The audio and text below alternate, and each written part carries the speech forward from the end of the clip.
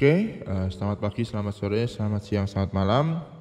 Perkenalkan, nama saya Milky Mario Gulo, NRP 12218000008 dari Prodi S2 TIK PENS. Saya akan menjelaskan hari ini mengenai paper yang berjudul An Overview of Internet of Things or IoT and Data Analytics in Agriculture, Benefit and Challenge. Ya, jadi paper ini ditulis oleh Ola Conley Elia, Tariq Abdul Rahman, Iqbal V. Orikumhi, Xian Leo, dan Ahmad Nur India. Langsung saja kita masuk ke papernya. Untuk abstrak ya. Jadi pada abstrak di-highlight adalah pertumbuhan jumlah manusia itu terus meningkat ya dari waktu ke waktu. Ya, kalau memang sekarang kan penduduk bumi itu ada sekitar ya mungkin 7 miliar lebih ya, dan bahkan itu selalu meningkat, dan memang diperkirakan penduduk di dunia ini akan bertambah secara eksponensial ya ke depannya, jadi benar-benar besar gitu. Nah, karena pertambahan jumlah yang terus meningkat tersebut itu banyak masalah akhirnya gitu. Nah, masalahnya ini banyak ya dan lintas bidang. Tapi memang karena paper ini membahasnya agriculture, jadinya memang masalah yang di-highlight adalah masalah-masalah yang berhubungan dengan agriculture. Yang pertama masalahnya adalah lahan di dunia ini semakin terbatas ya. Karena semakin banyak orang yang menempati ya seluruh bagian permukaan bumi ini, maka lahan yang ada semakin terbatas ya. Lahan yang ada ini sebenarnya untuk apa ya? Banyak sih, salah satunya ya untuk pertanian gitu. Kalau memang akhirnya kita kesusahan lahan ya bagaimana lagi kan, kita harus melakukan sebuah inovasi yang dimana kita bisa menanam tanpa harus menggunakan lahan yang besar seperti itu. Terus kemudian sumber daya alam yang berkurang itu sudah pasti, karena semakin banyaknya manusia pasti juga menggunakan sumber daya alam yang sangat banyak juga, dan pertumbuhan alam ya, pertumbuhan resource di alam itu tidak secepat dengan pertumbuhan manusia gitu dari tahun ke tahun gitu. Selanjutnya adalah cuaca yang tidak terprediksi. Nah, cuaca yang tidak terprediksi ini hubungannya sama ini ya, pemanasan global ya.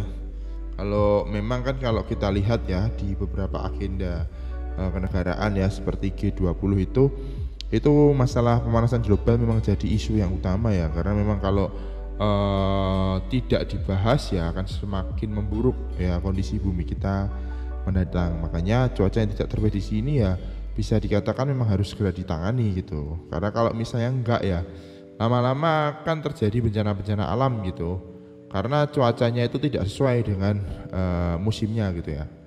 Jadi kalau misalnya harusnya musim hujan tapi malah panas, harusnya musim kemarau tapi malah hujan, seperti itu. Nah, akibat-akibat global warming itu ya yang benar-benar apa ya berhubungan dengan hal-hal tersebut dan membahayakan juga gitu loh. Nah, terus pada paper ini tuh dibahas ya mengenai penggunaan IoT dan data analitik untuk mengatasi permasalahan pada sektor pertanian. Jadi ini introduction-nya. Seperti kita tahu, IoT merupakan teknologi dan sistem yang banyak digunakan di beberapa bidang seperti industri, transportasi, healthcare, bangunan, agriculture, dan lain sebagainya.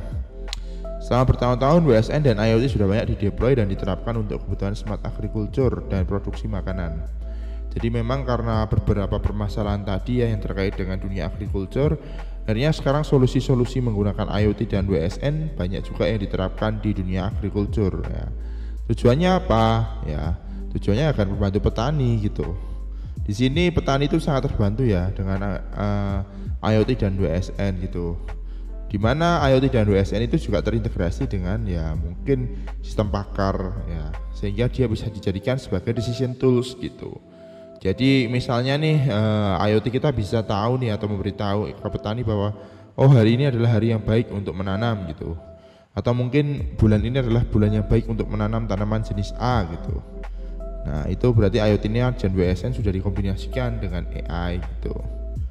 Lalu selain memberikan decision tools juga teknologi otomasi ya. Jadi memang dengan IoT ini ya diharapkan pertanian ini tumbuh cepat gitu, karena banyak hal-hal yang harusnya biasanya dilakukan manual oleh petani bisa lebih cepat gitu karena dilakukan oleh mesin. Nah, pada paper ini akan dibahas secara ekstensif mengenai aplikasi IoT pada bidang agriculture. Next. Nah, ini ilustrasi dari IoT ekosistem ya di agriculture. Kalau kita lihat ya, pertama itu ada collection data ya. Collection data itu maksudnya apa? Ya, dia itu mengambil data dari beberapa sensor yang digunakan. Nah, sensor yang lazim digunakan adalah yang pertama temperatur sensor ya. Terus kemudian humidity, kelembapan sensor itu bisa menggunakan DHT11. Soil moisture itu bisa juga ya. Ada kok sensor soil gitu untuk mengukur kelembapan tanah dengan memanfaatkan resistansi. Terus water level gitu. Nah, dari sensor-sensor ini ya termasuk di sini ada aktuatornya juga ya. Cuman yang di garis bawah adalah untuk masalah sensornya itu. Dan juga ada kamera. Nah, kamera ini untuk computer vision-nya. Lalu sensor-sensor ini akan di-gathering datanya dan dikirimkan ya, menggunakan IoT device. Di sini untuk komunikasinya banyak, bisa menggunakan Sigfox, LoRa, NB-IoT atau Wi-Fi gitu dan lain sebagainya. Nah, data-data dari device ini akhirnya yang setelah dikirimkan ini kemudian akan dikirimkan ke dalam cloud IoT platform. Nah, di cloud inilah data itu selanjutnya akan diproses. Selain pemrosesan data, data juga akan disimpan gitu. Lalu untuk pemrosesan datanya pada zaman sekarang ini sudah ada atau mungkin terkenal sebuah istilah yang namanya data analisis ya. Nah, data analisis ini memang sangat membantu di agriculture karena selain hanya kalau misalnya kita nggak menggunakan data analisis, ya nilai kelembapan akan jadi nilai kelembapan atau mungkin nilai suhu ya akan menjadi tetap nilai suhu gitu, tidak akan bisa berbicara banyak. Makanya datanya perlu dianalisis. Nah, kemudian hasil analisis data ya itu bisa kita visualisasikan dan kita manage ya lewat apps gitu. Lalu ya ini sebenarnya prosesnya ini muter ya dan difeedbackkan lagi kemana? Ke pertaniannya, di kontrolnya itu. Nah, beberapa aktuator yang dipakai itu ada ultrasound, ada SOS light, kemudian ada alarm system dan lain sebagainya ya. Jadi memang semuanya ini terintegrasi menjadi satu dan prosesnya terus looping seperti itu. Oke, next. Nah, di IoT ekosistem itu ada 3 yang penting ya yang tadi sudah kita bahas, yaitu IoT device, komunikasi teknologi, internet, dan data storage. Nah, kita bahas satu-satu. Ya, untuk pertama IoT device. Ya, ini adalah arsitekturnya. Jadi di sini ada sensor, kemudian ada aktuator.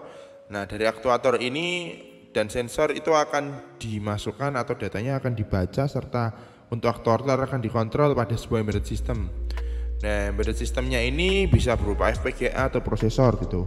Kalau prosesor ya mungkin kita bisa pakai mikroprosesor saja seperti Arduino, ESP gitu. Tapi kalau sudah menggunakan mini PC ya untuk memproses computer vision ya kita bisa pakai Raspberry Pi gitu. Lalu ya di embedded system ini juga ada memori, otomatis memori karena kita akan merun program. I/O interface ya pasti karena akan terhubung dengan sensor dan aktuator.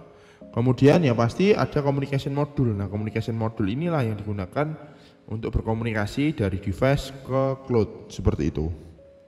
Next. Nah, ini beberapa sensor di agriculture ya. Ada optical ya. Optical itu use of light to measure soil properties. Jadi dia menggunakan cahaya untuk mengukur ya apa-apa saja yang ada di tanah seperti itu. Misalnya dia lumpur mungkin atau tanah liat gitu, atau mungkin tanah yang lembab. Nah, itu bisa diukur juga melalui optical gitu. Lalu mechanical use of probe to measure soil compaction or mechanical resistance. Nah, di sini alatnya ada tensiometer ya untuk mendeteksi kekuatan dari roots dari akar pada saat menyerap air seperti itu. Ya, memang ini sangat diperlukan juga. Lalu ada electrochemical ya, menggunakan elektroda ya, ini digunakan untuk monitoring atau membaca kondisi tanah ya, terutama untuk kondisi NPK itu pupuk ya. Jadi kita bisa tahu nih seberapa efektif sih pupuk ini atau mungkin kandungan vitamin ya, atau bisa katakan kita vitamin lah untuk si tanaman itu. Lalu kemudian ada dielectric soil moisture. Nah, ini menggunakan juga elektroda ya. Gunanya untuk apa? Gunanya untuk mengukur ya apakah tanah ini lembab atau kering gitu atau basah seperti itu. Kemudian ada airflow ya. Airflow itu untuk mengukur ini ya udara. Jadi kita bisa sih menerapkan juga airflow itu di pertanian ya. Mungkin selain yang ada contoh di sini kita bisa lihat kalau pertanian itu juga kadang itu kita pasang untuk melihat arah angin gitu ya, atau mungkin melihat apakah anginnya cepat atau enggak. Nah, itu kita juga butuh gitu di pertanian. Lalu terakhir ada location. Ya, location ini pasti menggunakan GPS gitu ya, untuk menentukan misalnya kita di sawah ini punya berbagai macam tanaman gitu ya. Terus katakanlah sawah kita sangat-sangat besar. Nah, untuk memonitoringnya itu biar mudah ya, kita beri GPS di tiap-tiap titik gitu. Oh, titik A ini atau mungkin di X sekian Y sekian dari sawah kita itu adalah padi mungkin. Terus di X sekian Y sekian adalah jagung. Nah, hal seperti itulah bisa kita lakukan monitoring dengan menggunakan GPS seperti itu. Oke, next. Nah, lalu ada komunikasi teknologi ya. Komunikasi teknologi ini yang bisa diterapkan ya untuk mengirimkan data dari node ke cloud seperti itu. Nah, ini banyak ini tipenya ya, saya nggak akan jelaskan satu-satu. Ada Sigfox, ada LoRaWAN ya, ada Wi-Fi yang pertama. Terus kemudian lanjutannya ada NB-IoT, ada WiMAX, Bluetooth dan sebagainya. Nah, kalau ditanyakan bagaimana sih pemilihan modul komunikasi yang baik? Sebenarnya untuk memilih modul komunikasi yang baik itu disesuaikan dengan kebutuhan ya. Yang pertama, kebutuhannya adalah apakah data yang dikirimkan sangat besar atau tidak. Kalau besar berarti yang memang membutuhkan modul komunikasi yang memiliki bandwidth luas seperti Wi-Fi dan lain-lain, atau WiMAX seperti itu. Nah, kalau hanya mengirim data yang kecil ya, data kecil dalam artinya di sini teks dan membutuhkan jarak yang sangat panjang ya, itu kita bisa menggunakan LoRa seperti itu. Mungkin juga menggunakan Zigbee seperti itu, karena memang butuh jarak yang sangat besar seperti itu. Oke, next. Nah, terus bedanya modul komunikasi dengan internet ini apa gitu ya. Jadi gini, modul komunikasi terkadang hanya mengirimkan data menuju ke gateway saja atau sebuah konsentrator. Jadi kalau sebuah konsentratornya misalnya device mini PC ya, berarti dia bukan internet kan. Makanya itu tetap yang namanya IoT pasti butuh internet gitu. Dan di IoT ya internet itu harus memenuhi dua syarat ya, yaitu anytime dan anywhere gitu. Tujuannya apa sih? Ya biar kita membutuhkan internet ya biar data kita itu bisa ke-store di cloud computing atau di server kita gitu. Jadi memang kalau nggak ada internet ya bukan IoT juga namanya gitu. Berarti kan masih lokal aja ya. Bisa disebut juga dengan WSN seperti itu. Makanya internet benar-benar sangat dibutuhkan. Ya itu digarisbawahi gitu. Jadi meskipun kita menggunakan LoRa, menggunakan Sigfox, menggunakan Zigbee, menggunakan NRF dan lain sebagainya, itu kan hanya digunakan untuk komunikasi antar device ya pada akhirnya, bukan untuk komunikasi dari device menuju internet ya, kecuali kita langsung menggunakan Wi-Fi untuk mengirim data ke server. Nah, itu bisa aja langsung internet seperti itu. Nah, tapi yang menjadi challenge adalah perangkatnya ini kalau kita teman-teman lihat kan terlalu heterogen ya. Misalnya tadi ada yang pakai Zigbee, ada yang pakai Sigfox ya. Dan setiap perangkat punya protokolnya masing-masing. Nah, makanya itu ya diciptakanlah sebuah IoT middleware ya. Biasanya disebut dengan SOA atau Service Oriented Architecture. Tujuannya siapa sih dengan middleware? Ya biar lebih mudah aja nge-manage data untuk dikirimkan ke internet dari berbagai device yang berbeda-beda seperti itu dan memiliki protokol yang berbeda-beda seperti itu. Oke, next. Nah, kemudian ini adalah yang terakhir firmnya adalah data storage processing unit. Nah, jadi untuk data storage processing unit itu ya merupakan sebuah unit yang digunakan untuk menyimpan dan memproses data seperti itu. Nah, data ini bisa dalam bentuk apa aja? Banyak. teks bisa, gambar bisa, audio bisa, video bisa. Tergantung dari IoT kita itu didesain seperti apa, seperti itu. Lalu untuk datanya itu bisa juga dapat berupa historical data, berarti data yang lalu, misalnya kita store data ini nih di device dulu, baru kita kirimkan. Nah itu berarti historical data namanya, atau sensor data, ya, stream data, live data, ya. Kalau live data ya berarti data yang real time gitu. Stream data berarti data yang sangat mengalir ya seperti misalnya video streaming gitu ya, juga live juga itu namanya. Kemudian ada bisnis data dan market data. Nah, kalau yang dua di belakang ini, bisnis dan market ini merupakan bagian dari ini ya, proses bisnis dari IoT seperti itu. Apakah memang IoT ini menjual atau enggak, kan pasti ada proses bisnis dan marketnya. Nah, dan itu punya data, pasti juga harus disimpan di dalam cloud. Nah, terus di bidang agriculture itu sudah ada beberapa sistem ya, sistem manajemen itu yang staging gitu ya, atau yang sudah banyak dipakai. Ya, contohnya adalah on farm system, FarmX, EasyFarm, KAA, dan FarmLogs. Ya, ini semuanya sudah staging dan bisa diintegrasikan dengan beberapa node ya yang memang dibutuhkan gitu. Jadi kita kelihatannya kalau biasanya seperti ini tinggal main API gitu aja. Oke, next. Nah, ini ada application IoT in agriculture ya. Jadi di agriculture sendiri IoT-nya itu dalam bentuk apa sih gitu ya. Pertama ada monitoring, kedua tracking dan tracing, ketiga agricultural machinery, keempat precision agriculture, dan kelima greenhouse production. Yang pertama monitoring ya. Monitoring itu biasanya digunakan untuk ya monitoring kelembapan tanah, monitoring mungkin hama seperti itu ya. Berhubungannya dengan melihat, jadi petani itu bisa melihat kondisi tanamannya seperti apa, kondisi tanahnya seperti apa, dan lain-lainnya. Nah, tracking dan tracing ini itu bisa juga untuk kondisi tanaman, jadi terutama yang tracing itu ya, untuk nge-trace nih, misalnya katakanlah ada hama gitu ya. Nah, kita bisa lihat nih, tahu nih, oh hama ini tuh tracing, kita trace nih, dari mana gitu, dari tanaman yang mana, atau apa penyebabnya, seperti itu. Lalu ada agricultural machinery ya, ini hubungannya dengan peralatan yang digunakan di pertanian ya, misalnya seperti kalau misalnya di lokal ya kayak cangkul gitu-gitu, cuman kan itu masih konvensional. Nah, dengan IoT ya pengennya kita melakukan proses penanaman itu juga auto gitu.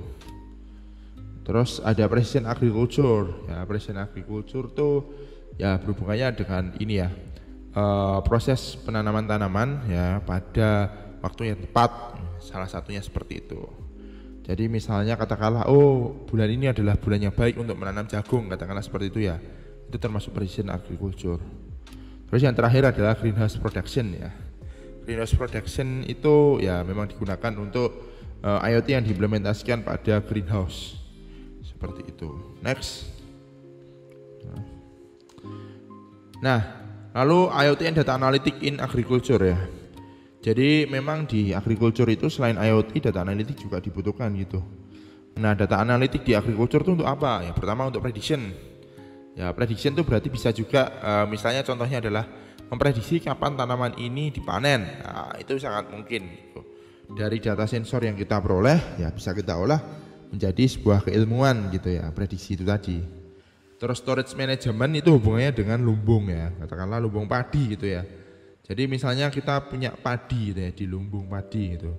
Nah, kalau kita menggunakan sistem data analitik, kita bisa mengestimasi nih, kira-kira lumbung padi ini enaknya kita mulai jualin kapan dan jualnya seberapa gitu. Jadi istilahnya lumbungnya nggak kosong tapi juga keuntungannya maksimal gitu.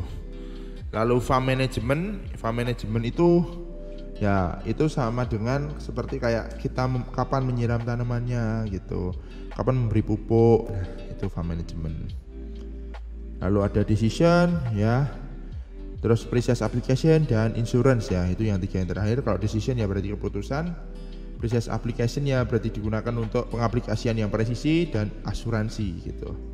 Jadi memang asuransi itu juga diperlukan ya di agriculture ya, karena untuk menghindari tadi gagal panen gitu. Kalau memang misalnya gagal panen ya kita bisa asuransikan. Tapi akan lebih baik lagi misalnya nih kita mau gagal panen, tapi kita tahu nih kalau memang kita mau gagal panen, jadi sudah ada prediksinya dulu. Nah, memang itu ya berguna juga data analitik di agriculture. Oke, next. Oke, benefit ya. Apa sih benefitnya menggunakan IoT di agriculture?